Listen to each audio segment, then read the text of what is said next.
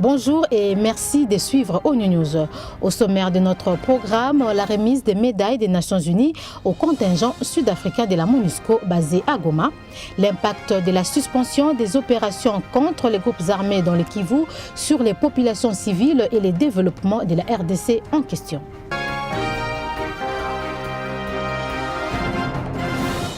Goma, 13 avril 2012. Des casques bleus réunis pour une parade militaire. Nous sommes là à la base Munigi à Goma, base officiellement ouverte en novembre 2009 et qui abrite le contingent sud-africain de la MONUSCO. La plupart des membres de ces contingents sont en fin de mission. Comme il est de coutume en pareilles circonstances, les Nations Unies leur décernent une médaille pour service rendu pour la cause de la paix.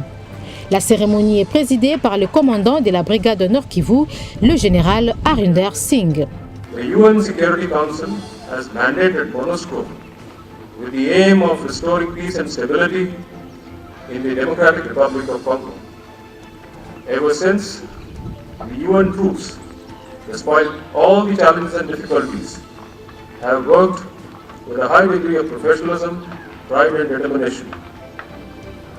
You will understand that we are all here to work together and collectively fulfill the MONUSCO's mandate in protection of civilians and restoring lasting peace and stability in DRC.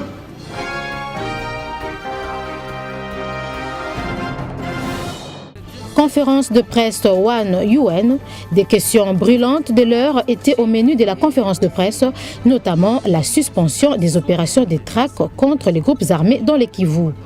N'est-elle pas de nature à entraîner un regain d'insécurité pour les populations civiles qu'a prévu la MONUSCO pour protéger les civils? En réponse à ces inquiétudes de la presse, le porte-parole militaire par intérim a affirmé que la MONUSCO n'a pas démonté son dispositif et n'a pas retiré les positions qu'elle avait déployées. D'une part, les postes de combat qui avaient été, les bases qui avaient été déployées dans le cadre de cette opération conjointe sont maintenus, d'autres s'y sont ajoutés, de façon à intensifier au maximum des capacités de la force de la MONUSCO des patrouilles dans la région pour essayer, tant que faire se peut, dans la limite de nos moyens, de maintenir la sécurité de ces régions-là, de surveiller ce qui s'y passe et de prévenir au maximum les représailles qui pourraient survenir contre la population. Autre thème abordé lors de la même conférence de presse, la question du développement de la RDC qui est toujours au bas de l'échelle. Qu'est-ce qu'il explique malgré la présence des Nations Unies? Selon la chargée des communications du PNUD, en dehors de la MONUSCO, il existe en RDC 20 agences, fonds et programmes des Nations Unies qui, pour la plupart, contribuent à des activités humanitaires et à la transition de l'humanitaire vers le développement de ce pays. En plus, a précisé Florence Marshall, chaque pays a ses spécificités. Les raisons pour lesquelles, à ce jour, les indicateurs de développement ne sont pas bons en RDC peuvent être expliquées par le fait qu'il y a une absence de données statistiques fiables et actualisées.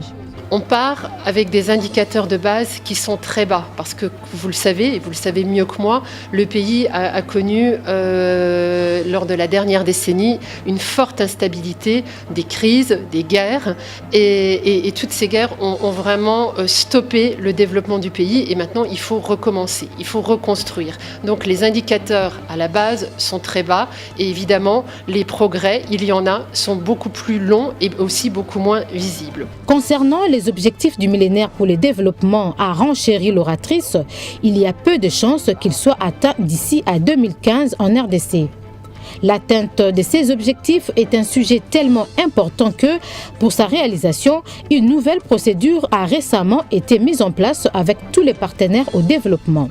Le gouvernement de la RDC a choisi de se focaliser sur 3 OMD, donc celui qui concerne l'éducation, la santé maternelle et la pauvreté, santé maternelle et santé des enfants, pour analyser ce qui a marché, ce qui n'a pas marché, mais pour faire en sorte que tous les efforts dans les prochaines années soient portés sur évidemment, en ne délançant pas les 5 autres objectifs, soient portés sur ces 3 objectifs. Et la chargée des communications du PNUD d'ajouter que, concernant les objectifs du millénaire pour le développement, des progrès sont quand même observés dans les domaines de l'accès à l'éducation pour les jeunes enfants, l'amélioration de la santé des enfants avec la couverture vaccinale et l'amélioration de la santé maternelle. Voilà qui achève notre édition. Merci de l'avoir suivi.